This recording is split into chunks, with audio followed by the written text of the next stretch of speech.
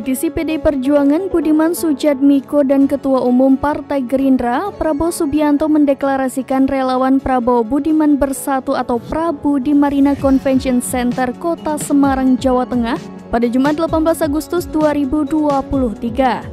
Ketua Prabu Avandi Arfian mengatakan ribuan orang relawan Prabowo Subianto untuk Pilpres 2024 yang berasal dari berbagai daerah di Jawa Tengah datang ke acara deklarasi tersebut. Ia menambahkan nantinya acara serupa akan digelar di 40 lokasi di seluruh Indonesia.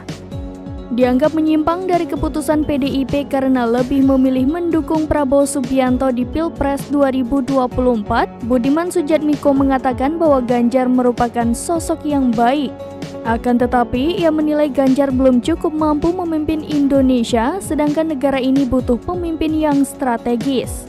Menurutnya, pemimpin yang strategis akan lebih mudah dalam mencari solusi untuk tantangan perekonomian, ketahanan negara, serta teknologi di masa mendatang.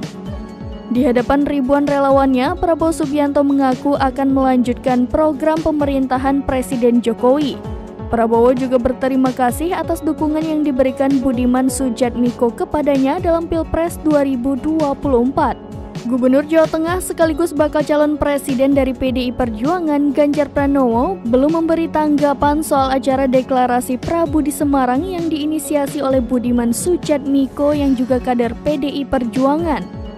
Pada hari yang sama, Ganjar bertemu dengan Ketua Umum Partai Kebangkitan Bangsa Muhaimin Iskandar atau yang kerap disapa Caimin di salah satu kafe di Jakarta Selatan.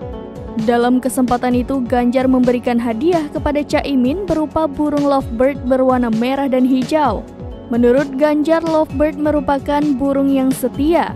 Sembari mengecek burung pemberian Ganjar, Caimin tersenyum dan sepakat dengan pernyataan Ganjar.